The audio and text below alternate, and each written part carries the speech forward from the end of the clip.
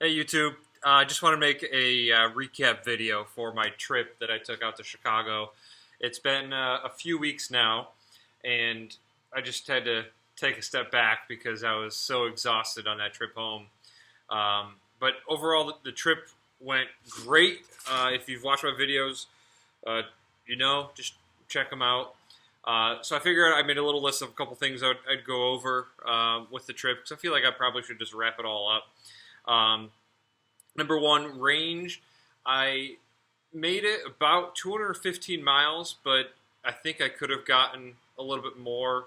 I forget. I'd have to watch videos myself, but I forget exactly how many kilowatt hours I had remaining at that. But it seems like 215 was pretty easy in good conditions, and I could probably do 225 somewhere right around there.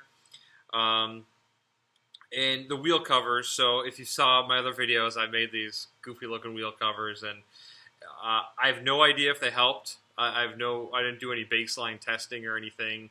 Uh, Based on what I've heard, they should have helped, but I have no evidence that they did or not. I actually still have them on my car just because I just didn't feel like taking them off, and I did just take a trip up to Syracuse and back a few days ago, and didn't charge while I was up there, and I got 123 miles on just my EV battery, which it has degraded a bit. So the battery in my RAV, which you can see in the background, has about 37 kilowatt hours at a full extended charge.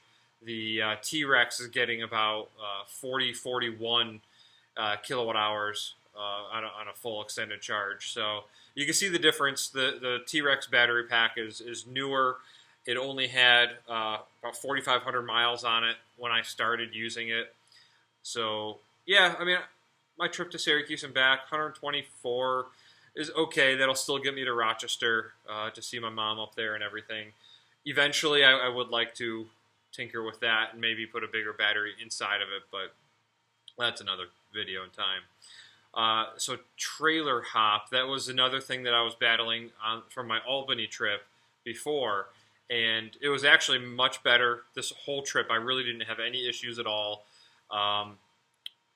I think it might be the reason I have any, because it's still slightly there. There was a road in a highway in Chicago that for some reason that road, that highway specifically, was really making it hop and kind of jump and surge a little bit. It's a really weird feeling.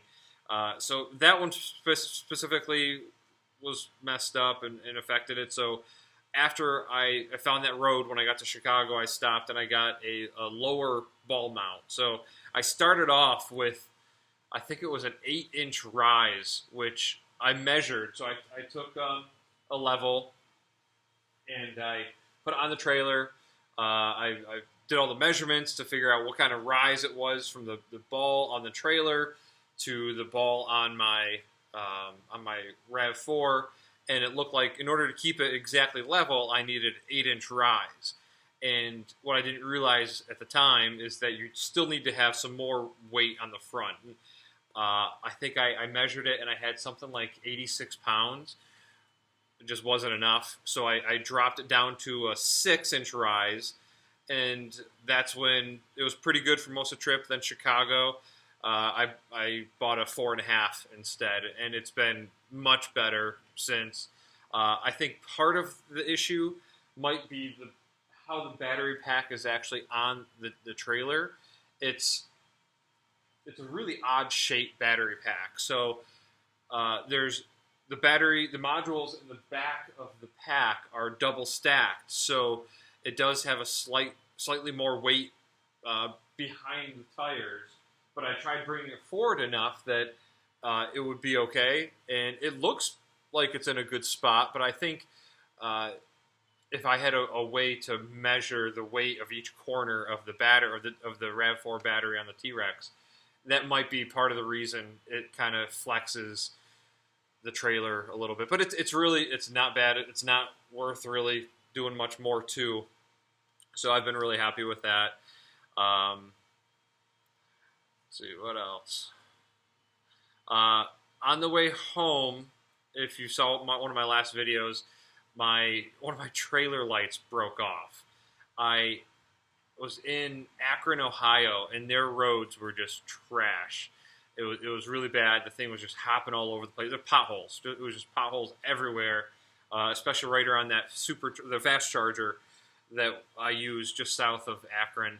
And somehow there, the cage broke. It was like a little cheap metal cage that held the light in place, and the cage had cracked somehow, and then I think just through regular driving on the way home, it eventually broke and fell off along with the light, and so that was gone. So when I got home, I called. It was what was that? Northern Tool. I called Northern Tool, told them what happened, said it was just a cheap product that broke through normal driving, and they sent me 2 new trailer lights. So that was awesome. I was super thankful. It saved me money from having to buy them. And so this time I went the cage, and I'll show you in a different video. I just mount them to the back of the trailer, and it's solid on there, so it shouldn't go anywhere. But that was nice, so I didn't have to pay anything for that mistake, that problem. And charging, I want to talk about that a little bit. So I had no issues. Like, it was really great having the 2 batteries in parallel, no problems. And in one of my previous videos, I went to a local fast charger that we have here in town, and I got an error code in my car when the T-Rex was connected. So I couldn't start the session with both batteries connected in parallel. And I tried it a few times, couldn't figure out what was going on, and it was the first time I had tried DC fast charging since I got the T-Rex done at the time, and I figured out that I had to disconnect them, let it start the process, and then connect them. I didn't have to do that at all the whole trip.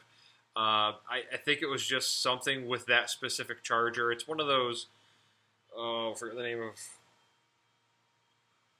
man, I can't think of the name of it, but there's been a lot of issues with them. There's the same style charger is in Toledo, Ohio, and if it's down, it's not working. If it had been working, my life would have been easy because I wouldn't have had to do a slow charge. But there was a long stretch right there that I had to do a slower charge on regular 30 amps.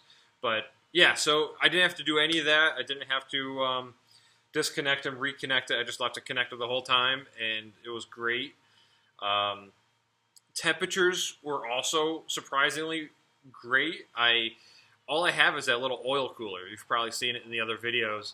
I thought I'd have to upgrade and get something much bigger, maybe even an air compressor system or something, but I didn't. I mean, it worked great. So the max temperatures while charging, it would get up to, I think I saw upper 30s once.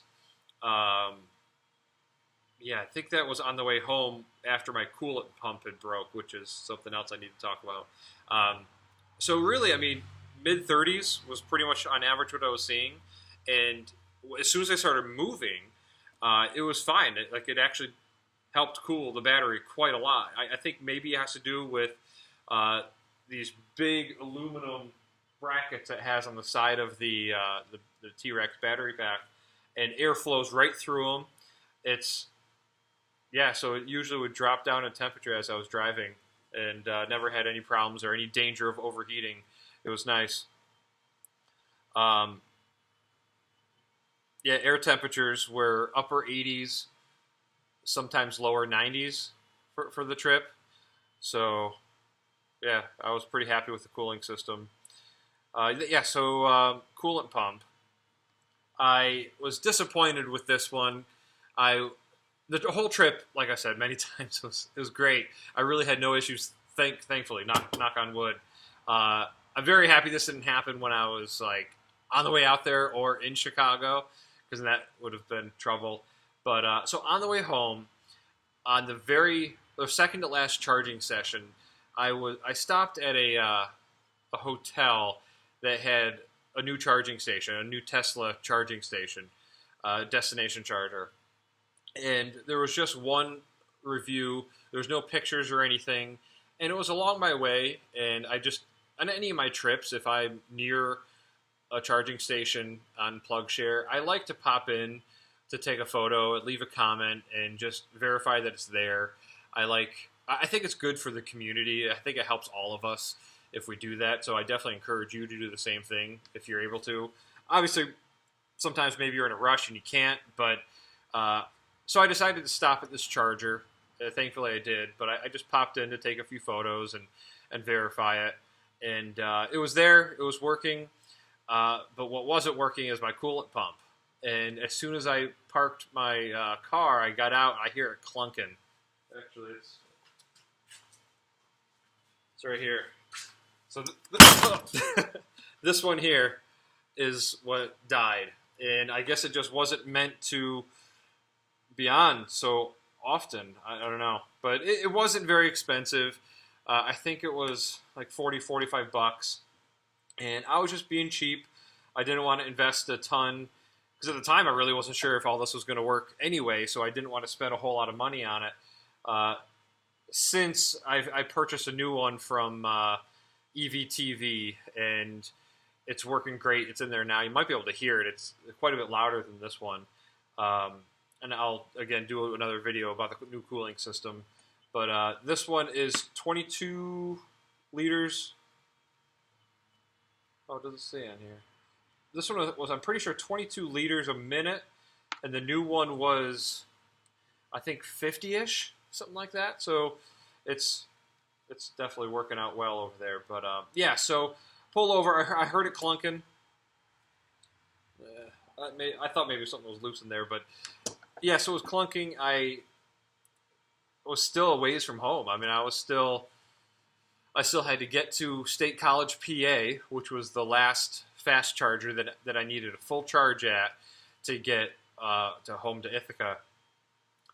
I forget exactly how far, but I mean, it was just the last trip from State College, I think, was 4 or 5 hours. I forget. And this, I think I was about an hour and a half or 2 hours from this destination charger to the fast charger. So I was nervous. Luckily, it was a pretty cool morning. It really was. It was only like up mid-60s at the time, and that day wasn't supposed to get too hot, and it didn't. It got up to the upper 70s, maybe it touched on 80 towards the end, but the temperatures on the pack never got more than, I think, 2, maybe 2.5 degrees Celsius away from high and low, and that's pretty much the max difference that I saw the whole trip, but it still never went over mid-30s for the whole pack temperature. So not ideal. I definitely could have been stranded. It could have been hurting if that happened on the way to Chicago or something. But yeah, so I got that all worked out. I have a totally new cooling system in here now, well, plumbing-wise, and the new pumps, which I'll show you. But all in all, it was a great trip. I was just exhausted at the end, though. Like I love driving. It was no big deal driving out there. Everything was good. But I was just so pooped by the end. That was my wife. Hi, Caleb. Daddy's up 100 now. No, I'm not. I'm just making videos. Yeah, so I was wiped out. So that's why I kind of took a step back from all of this for a bit afterwards. Plus, I already proved it's working. I don't have any big trips like that coming up anytime soon. But it definitely works, and I'm happy. I'm glad the trip is over for the most part because I was just so wiped out at the end. But yeah, I guess that's it. Any questions or anything, just let me know. Be happy to help, and hope you enjoy my videos. Thanks.